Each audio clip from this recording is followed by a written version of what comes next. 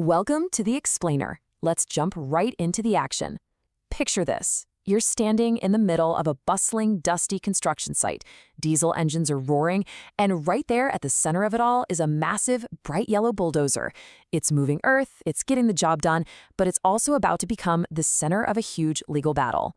Today we're unpacking a classic piece of case law, Tractors Malaysia Bhd versus Kumpulan Pembinaan Malaysia Sdn. It's a pivotal case from 1979, and trust me, its ruling still totally echoes in contract law today. But before the dust completely settles, we need to nail down our legal foundation. What exactly is a hire purchase agreement? Well, in simple terms, it's a contract where one party, the hirer, rents goods and pays for them in installments. And the kicker? They get an option to actually purchase and officially own those goods at the very end of that payment period. Keep this concept in your back pocket because it's absolutely crucial for understanding the stakes of the conflict we're about to look at. Section 1. The Bulldozer Agreement. Look, every major dispute usually starts with a simple handshake, and that's exactly how this one kicked off. First, the construction company, acting as the hirer, signs a contract with the finance company, who is the legal owner of the equipment. Next, that magnificent yellow bulldozer is delivered to the site. You can literally picture the workers celebrating its arrival. It means progress, right? And finally, the monthly installment payments begin. The calendar flips, the receipts come in, and honestly, everything's working perfectly for both sides. Section 2. Default and Repossession. Okay, so here's where things take a serious turn. The construction company hits a financial wall. The funds dry up, and they completely stop making those crucial installment payments. This seemingly simple breach of contract, it's the exact spark that sets off a massive chain reaction between the hirer and the finance company.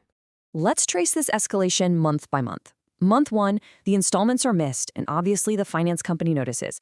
Month 2, official reminder notices are sent out by the finance company, basically warning the hirer of what's coming.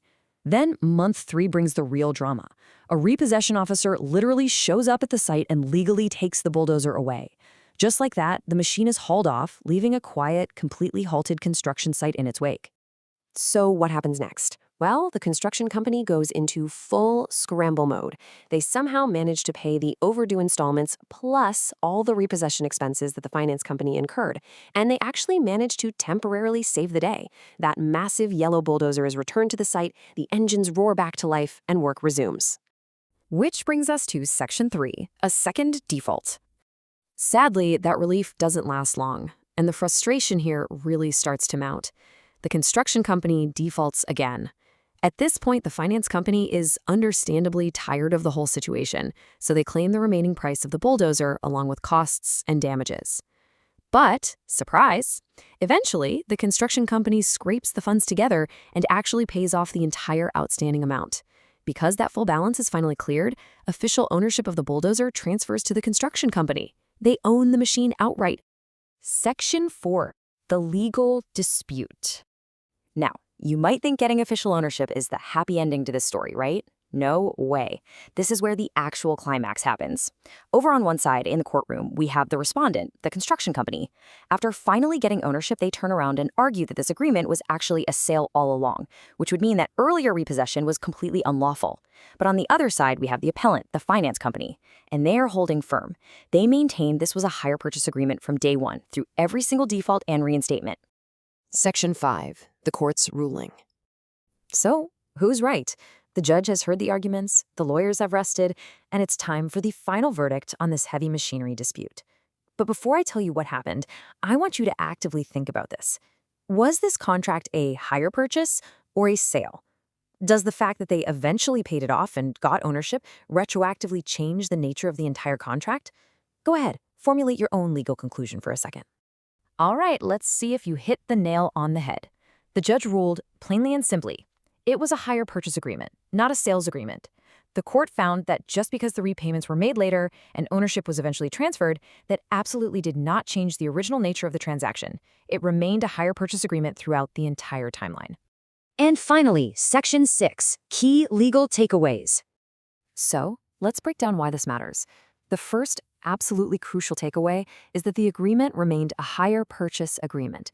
The big lesson here is that subsequent repayments, reinstatements, and even the eventual clearing of a debt do not retroactively alter the original legal nature of a contract. The initial intent and legal framework stand firm, no matter how many bumps you hit along the road.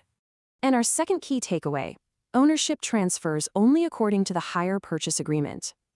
The law dictates a very strict flow of ownership rights here. The hire doesn't just get to claim it was a standard sale just because they eventually acquired the title.